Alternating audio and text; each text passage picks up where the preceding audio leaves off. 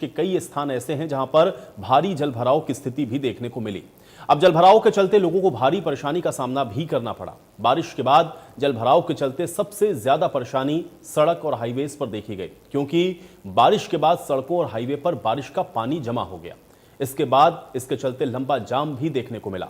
प्रदेश में जलभराव की स्थिति को देखते हुए प्रदेश के मुखिया नायब सिंह सैनी ने इस पर सख्ती दिखानी शुरू करी। मुख्यमंत्री नायब सिंह सैनी ने जलभराव को लेकर के अधिकारियों के साथ एक विशेष बैठक की। इस बैठक में सीएम नायब सिंह सैनी ने अधिकारियों को जलभराव को लेकर के जरूरी दिशा निर्देश भी दिए।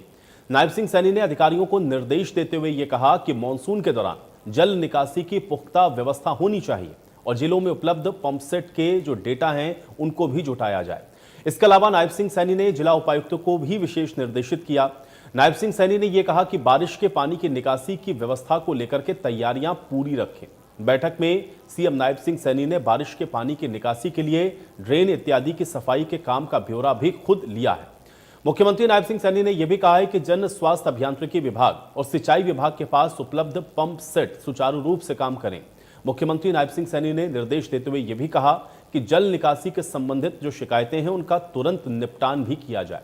इस बैठक के बाद सीएम नायब सिंह सैनी ने गुरुग्राम, फरीदाबाद, अंबाला और कुरुक्षेत्र सहित जिन जिलों में पानी की निकासी को लेकर के ज्यादा समस्या है उनके लिए विशेष कार्य योजना के तहत काम करने के भी आदेश दिए हैं।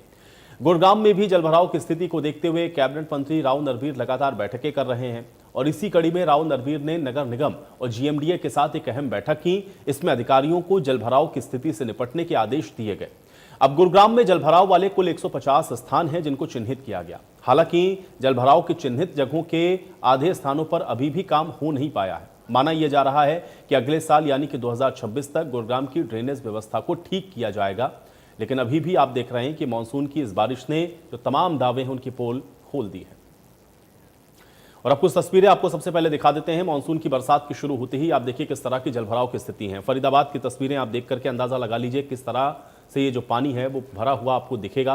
पलवल में भी कमोबेश ऐसी ही स्थिति है। आप देखिए वाहन किस तरह से इस भरे हुए पानी के बीच से गुजरने को मजबूर हैं।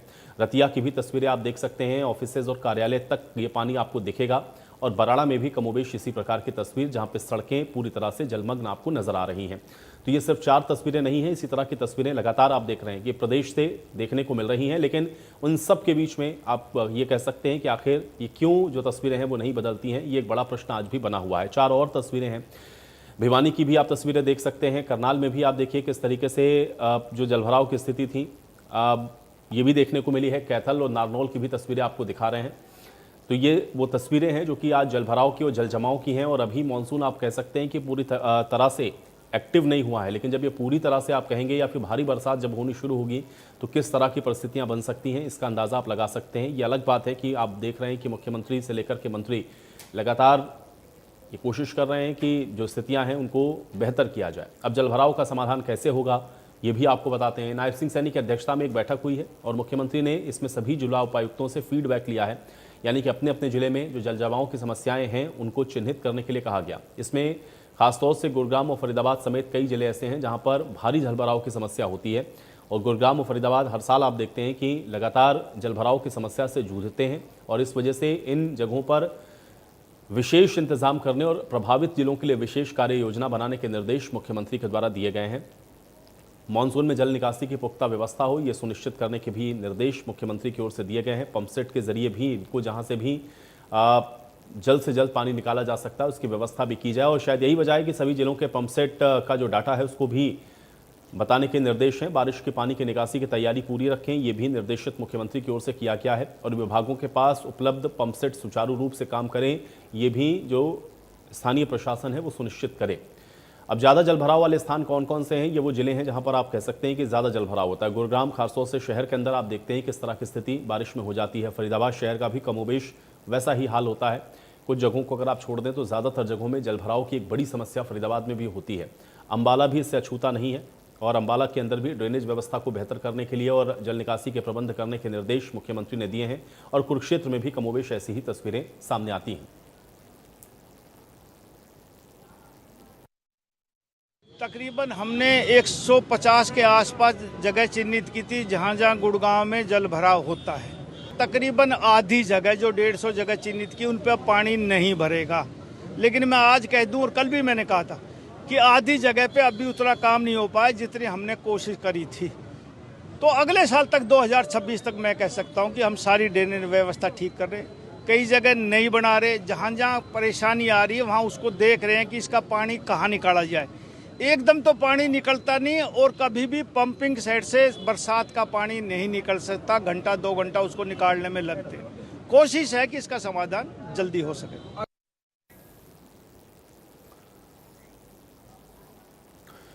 तो सुन रहे हैं आप, एक तरफ तो समाधान की जो कोशिश है वो लगातार की जा रही है, लेकिन दूसरी तरफ जो तस्वीरें हैं वो बदलती नहीं है और बार बार जलभराव होना एक बड़ी समस्या खासतौर से स्थानीय रहवासियों के लिए एक बहुत बड़ी मुसीबत का कारण बनता है। अब ये व्यवस्था कैसे सुधरेगी और इसके क्या कारण है, आज इसको थोड़ा समझने की कोशिश करते हैं।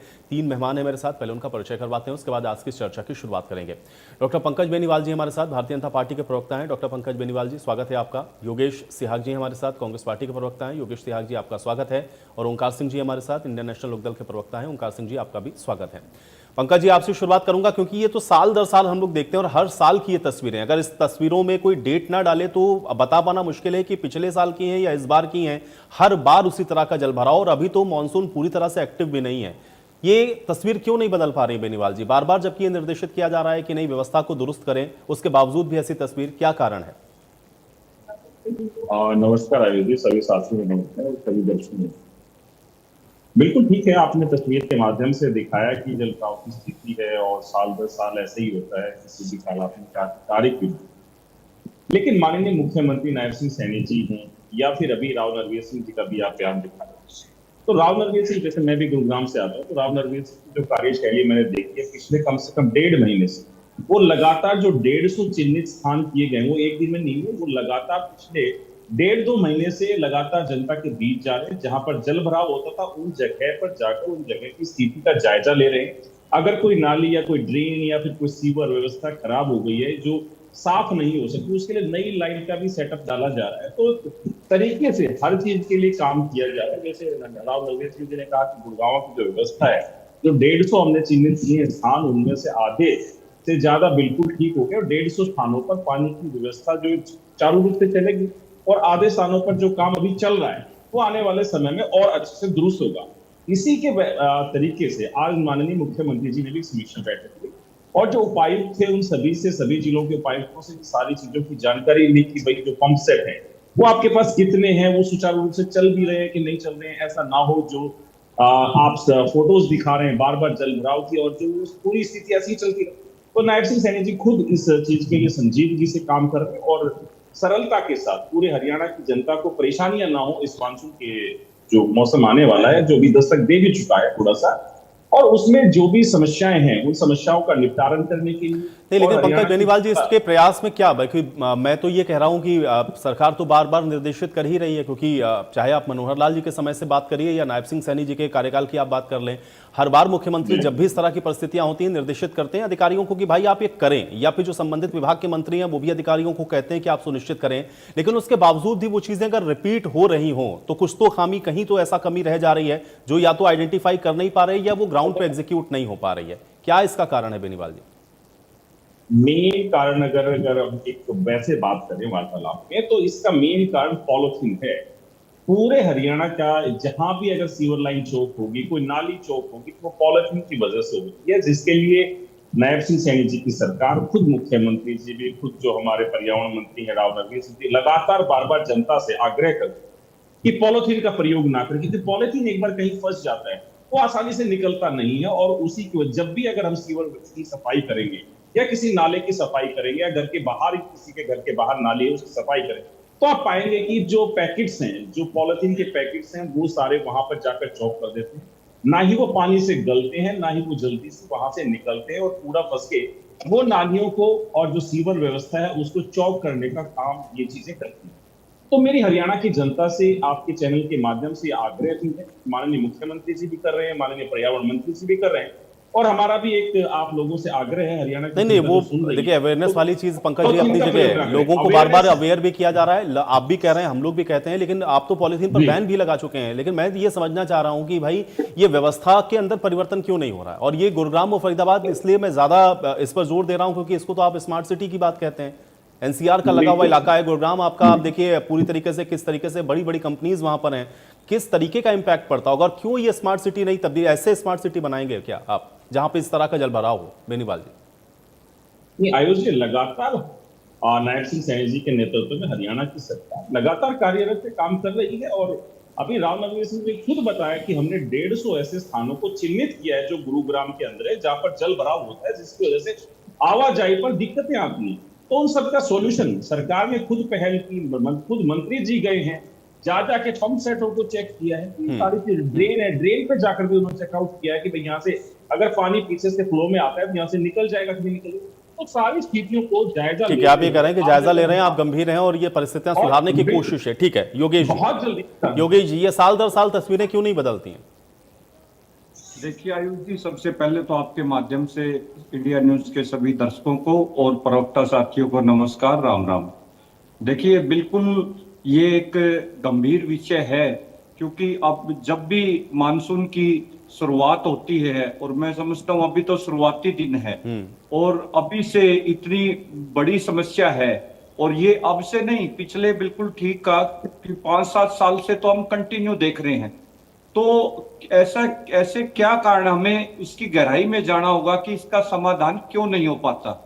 अब मैं समझता हूं, जहां तक मैं समझता हूं कि सरकार इसकी सिर्फ एक जो कागजों में तो ड्रेनेज सिस्टम की इनकी साफ सफाई की एक घोषणा तो करती है, और वो कागजों में वो पूरी भी होती है, परंतु धरातल पर ये सिर्फ एक औपचारिकता मात्र बन के रह जाती है। क्योंकि धरातल पर अगर आप इसकी जांच करवाओगे, इनका काम ही नहीं होता। 70% आप देखना कि काम ही नहीं होता। इसलिए जो आप गुड़गांव, फरीदाबाद से जितने बड़े शहर हैं, सबसे ज्यादा रिवेन्यू गुड़गांव हमें देता है, फरीदाबाद। नहीं, बिल्कुल सही है, पूरे हरियाणा के अंदर मैं तो कह रहा हूं। और अंबाला कुरुक्षेत्र भी मत भूलिए, अंबाला कुरुक्षेत्र में भी ऐसा ही हाल हो जाता है, अंबाला कुरुक्षेत्र में भी बिल्कुल। तो देखिए उसकी आपको गहराई तक जाना होगा, तो क्यों नहीं सरकार उसकी कर पाती। तो मैं समझता हूं ये सरकार की भी खामी है। अकेली बैठक लेने से या रिव्यू बैठक से इसका काम नहीं चलेगा। अभी तो ये शुरुआत है, और आप देखना, मैं समझता हूं गुड़गांव में तो धोला कुआं से लेकर राजीव चौक तक 4-4 घंटे लग जाते हैं। जी। और जो अंदर का सिस्टम, तो जो ड्रेनेज का सिस्टम बिल्कुल ही खराब है। तो इन हालतों को देखते हुए, और आप इसकी जांच करवाओगे तो आप देखोगे कागजों पे कितना पैसा इस पे खर्च होता है, लेकिन काम वही कुछ उसमें नजर नहीं आता। तो मैं समझता हूं सरकार को इसकी गंभीरता से जांच भी करवानी चाहिए कि क्यों नहीं ये जो खामियां हैं वो दूर हो पाती। और अभी भी, क्योंकि देखिए अभी तो शुरुआती मानसून है और उसको लेकर अभी भी काम करना चाहिए। खुद मैं अभी सुन रहा था, माननीय राव नरवीर सिंह जी स्वीकार कर रहे थे कि आधे से ज्यादा गुड़गांव का अभी भी सुधार नहीं हुआ। तो वो इतना समय क्यों लगता है, हमारे तो ये समझ से परे है। तो बाकी आयुष जी, अगर इसका सही ढंग से सरकार गंभीर हो, आपने देखा होगा नगर निगम में कितने बड़े घोटाले उजागर हुए, किसी पे भी सरकार ने कार्रवाई नहीं की। आप देखिए, चाहे पानीपत का हो, गुड़गांव फरीदाबाद का हो, सबसे बड़ा नगर निगम में भ्रष्टाचार का अड्डा बन चुके हैं। तो इसमें कहीं ना कहीं जो भ्रष्टाचार की बू जो नजर आती है, उसकी भी सरकार को गंभीरता से जांच करवानी चाहिए। ओंकार जी, ये तस्वीरें क्यों नहीं बदलती साल दर साल?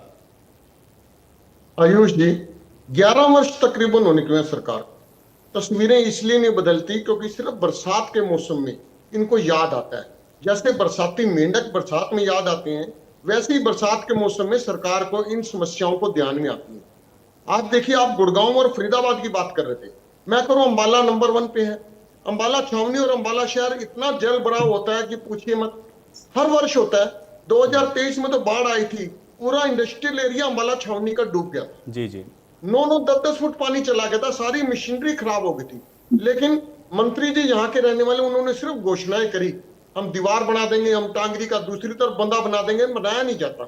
ठीक है, मेरे भाई बीजेपी के प्रवक्ता बेनीवाल ने कहा कि पन्नी और मोमजामे से नालियां चौक हो जाती हैं, लेकिन मैं कहना चाहता हूं, जिन शहरों के पास साथ में नदी बह रही है, जैसे हमारे यहाँ पे बरसाती नदी अम्बाला छावनी में टांगरी नदी बहती है, अम्बाला सिटी में गग्गर है, इन नदियों में हमारी जल भराव की व्यवस्था को सहने की बहुत क्षमता है। अब टांगरी नदी को ले लीजिए, मैं अम्बाला कैंट का जो उदाहरण देना चाहता हूँ। टांगरी नदी काफी चौड़ी नदी है, लेकिन उसमें सरकार की जमीन नहीं है, जमीन जमींदारों की है। न सरकार ने आज तक नदी के लिए कोई 1 इंच जगह अक्वायर करी। फिर पीछे एक ठेकेदार को, जो NHAI का ठेकेदार है, उसको हाईवे बनाने का ठेका 956 करोड़ का मिला। अंबाला की नगर परिषद ने, अंबाला कैंट नगर परिषद ने तकरीबन 700-800 एकड़ जमीन, उसकी 5-5, 6-6 फुट मिट्टी खोदने का ठेका उसको दे दिया बिना पैसे से, जिसको ठेका ऑलरेडी मिला हुआ है। तो क्या तर्क दिया कि इसके पास मिट्टी की उपलब्धता नहीं है, अब मिट्टी वो चाहे जहां से मर्जी लाए, जिसको ठेका दिया उसकी जिम्मेवारी है। मैंने आवाज उठाई कि टांगरी नदी की मिट्टी उठा के टांगरी के तटबंध मजबूत किए जाए और उस मिट्टी को वहीं पर रखा जाए टांगरी के अंदर ही, ताकि वो पानी वहां से बाहर ना आ सके। अब वहां से ठेकेदार टांगरी नदी में से मिट्टी उठा के ले गया, बड़े बड़े खड्डे, 10-10 एकड़ के खड्डे बना दिए, 12-12, 15-15 फुट के, अब उनमें जल भराव हो रहा है। ये सरकार सिर्फ और सिर्फ दिखावे की बात करती है। अगर हमारी बात मानी होती तो कम से कम अंबाला छावनी बाढ़ग्रस्त एरिया से बाहर निकल जाता। यही व्यवस्था अंबाला सिटी की है, गुड़गांव, फरीदाबाद की है। जिन क्षेत्रों में अगर नदी कोई बहती है, चाहे बरसाती है, दूसरी है, वहां पे जल भराव को एडजस्ट करने की क्षमता है। दूसरे क्षेत्रों में उस जगह पे नाले कच्चे हैं, जब पानी आता है नालों में से पानी फैल जाता है। अगर नालों को हम पक्का कर दें, जितना काम मेरे भाई बीजेपी के प्रवक्ता बोल रहे थे कि मोमजामा और पन्नी के कारण होता है, इतना नहीं होता है। बड़े बड़े नाले हैं, बड़े बड़े 50-50 फुट चौड़े नाले हैं, उनको अगर हम पक्का कर दें तो पानी को ग्रहण करने की क्षमता, पानी को वहन करने की क्षमता उन नालों की कई गुना हो जाएगी। लेकिन वो कच्चे हैं। आज प्रदेश पर कर्ज तो 67,000 करोड़ जो 2014 में था, वो 4.5 लाख करोड़ हो गया। लेकिन संरचनात्मक विकास, जो मैं हमेशा कहता हूं, ये भी उसी में आता है।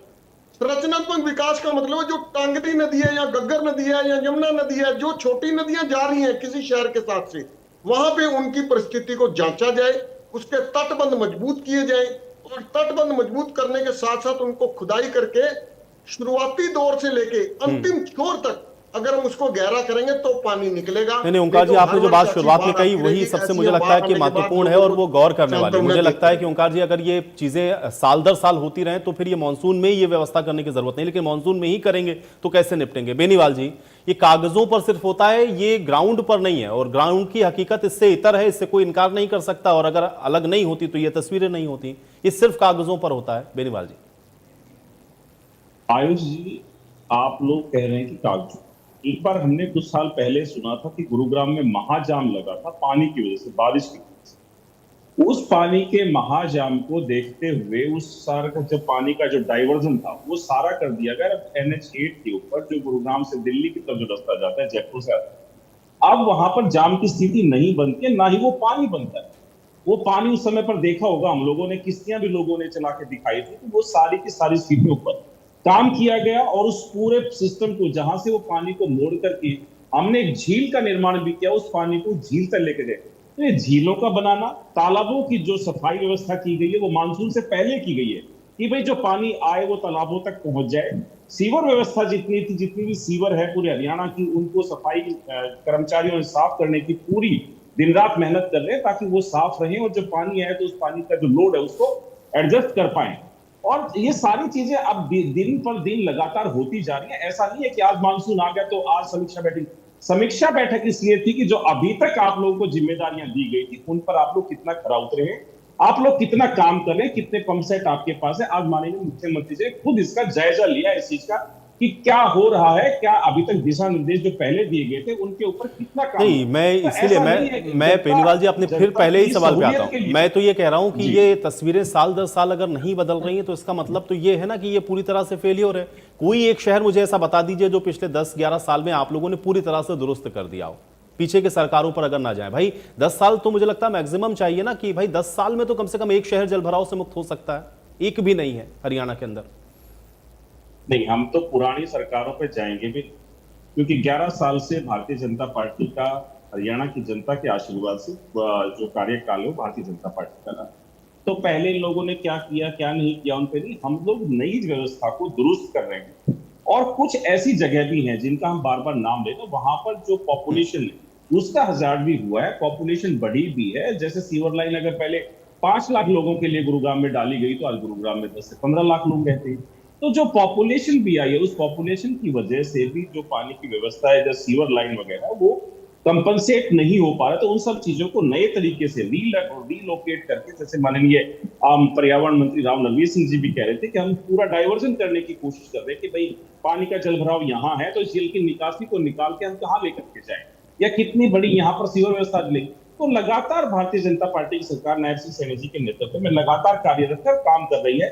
और बहुत जल्द, जैसे गुरुग्राम के लिए तो आपको माननीय मंत्री जी ने ही एक साल का टाइम दे दिया, टाइमलाइन 2026 तक हम गुरुग्राम के जितने भी ये जो बड़े स्पोर्ट्स हैं जहां पर पानी बढ़ता है वो सारे जल भराव से विमुक्त कर देंगे और गुरुग्राम की जनता को एक साफ सुथरा माहौल, एनवायरनमेंट वहां पर मिले। तो लगातार पॉल्यूशन को खत्म करने के लिए चलिए, आप ये कह रहे हैं कि अभी एक साल और चलिए हम लोग इंतजार कर लेते हैं, कम से कम गुरुग्राम को आप जल भराव से मुक्त बनाने की कोशिश कर रहे हो। जल भराव मुक्त नहीं होगा, देखते हैं अगले साल ये तस्वीर बदलती है या फिर नहीं। योगेश जी, और जैसा कि योगेश सिहाग जी ने बताया कि भ्रष्टाचार है, तो भ्रष्टाचार के ऊपर तो लगातार काम कर रहे हैं माननीय मुख्यमंत्री जी। नहीं ठीक है, 129 जी नगर निगम में भी काम करिए ना फिर। मुझे लगता है कि अगर इस पर बहुत तेजी से काम हो जाएगा तो ये समस्या खत्म अपने आप ही हो जाएगी। योगेश जी देखिए आयुष जी, जहां तक देखिए आज 11 साल हो गए, बिल्कुल सही बात है। आपसे अभी तक किसी भी शहर का ड्रेनेज सिस्टम नहीं सुधरा।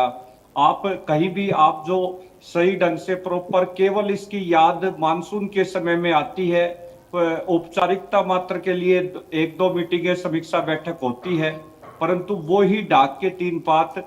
समस्या का समाधान क्यों नहीं हो पाता? क्या उसके जिस काम के लिए आपने ठेकेदार को ठेके दिए, सफाई, सीवरेज की सफाई का, चीज का, फिर भी वो क्यों नहीं हो पाती? आपने जितने, आप देखिए आबादी दिन बर दिन शहर की बढ़ रही है, उसके अकॉर्डिंग आपने क्यों नहीं सीवर व्यवस्था, बड़े सीवरेज व्यवस्था क्यों नहीं डाली गई? आज कितने, किसी शहर का देख लीजिए।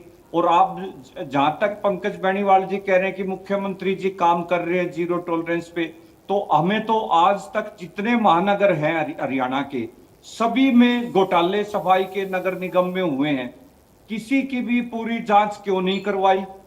क्यों नहीं दोषियों को सजा दी गई? हर जांच को क्यों दबा दिया जाता है? अब ये जो सवाल है, ये सरकार को कटघरे में खड़ा करते हैं, क्योंकि सरकार ट्रांसपेरेंसी से यदि काम करती है तो एक प्रोजेक्ट को पूरा करे। और हमारी तो अब भी आपके माध्यम से ये अपील है, अभी ये मानसून शुरुआती है, अभी आप देखना आने वाले 2 महीने में और गंभीर समस्या बननी है, तो इसका धरातल पे इंप्लीमेंटेशन नजर आनी चाहिए। और धरातल पे वो जब नजर आएगी जब अकेले कागजों में उसको काम किया तो सही बात है इससे आगे। और मुझे तो लगता है कि अगर वो इंप्लीमेंट हो जाएगा तो ये तस्वीर ही नहीं होगी, वो ये तस्वीर नहीं होगी, तो फिर मुझे लगता है कि फिर इस तरह की कोई चर्चा की आवश्यकता भी नहीं। लेकिन अभी तो मुझे लग रहा है कि परिस्थितियां वैसी कम से कम नहीं है। ओंकार जी कह रहे हैं कि बहुत सारे स्पॉट्स ऐसे हैं जिनको हम लोगों ने आइडेंटिफाई किया और बहुत सारी चीजें हमने पहले से सुधारी हैं, पहले से बेहतर करी हैं। हाँ, ये जरूर है कि अभी भी समस्या पूरी तरह से खत्म नहीं हुई है। ओंकार जी, आयुष जी, ये लोग आंकड़े लेके आ जाते हैं, आंकड़ों से पेट भरता होता तो फिर बात ही क्या थी, हम रोटी ना खाते। देखिए जब बीजेपी सरकार 2014 में सत्ता में आई थी, तब प्रधानमंत्री मोदी ने क्या कहा था, हम पूरे भारत की नदियों को जोड़ेंगे। टीवी पर बड़े बड़े चैनल दिखाए थे, और सारी नदियों को जोड़ेंगे ताकि कहीं पे सूखा ना आए, कहीं पर बाढ़ ना आए। और लाखों करोड़ रुपए की योजना बनाई थी, गंगा साफ करने की योजना बनाई थी। ये जुमले और जुमेलों की पार्टी है। 11 साल हो गए, क्या कोई नदी जोड़ी आपस में? इन्होंने नहीं जोड़ी। ये जनता को सिर्फ एक चैनल दिखा देते हैं, वोट ले लेते हैं, हर बार नया चैनल दिखाते हैं, हर बार नया आंकड़ा दे देते हैं। मेरे भाई कह रहे थे हम प्रयास कर रहे, बहुत अच्छी बात है, प्रयासरत व्यक्ति को हमेशा रहना चाहिए, क्योंकि प्रयास करेंगे तभी कामयाब होंगे।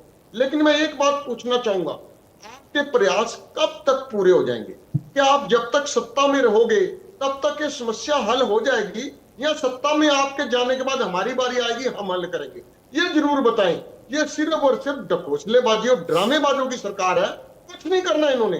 बरसात का सीजन शुरू हुआ, मुख्यमंत्री मोदी ने मीटिंग ली, कल अखबार की सुर्खियों में आ जाएंगे, बस यहां तक रहेगा। इसके अलावा दूसरा कोई काम नहीं होगा। जो अधूरी परियोजनाएं हैं, जो नाले अधूरे हैं, जो नदियों के तटबंध कमजोर हैं, जो नदियों की खुदाई नहीं हुई, वो वैसे की वैसे रहेंगी, कुछ करना नहीं है। नतीजा डाक के 3 पात ही रहेंगे, 4 नहीं होंगे। ठीक है, चलिए ओंकार जी, आपकी इसी बात के साथ चर्चा यही समाप्त करूंगा और उम्मीद ये करूंगा कि कम से कम इस बार ये जो तस्वीर है वो इस मॉनसून में बदलेगी। बहुत शुक्रिया समय निकालने के लिए, चर्चा का हिस्सा बनने के लिए। तो मानसून का सीजन शुरू होते ही आप देख रहे हैं कि किस तरह के जो तस्वीरें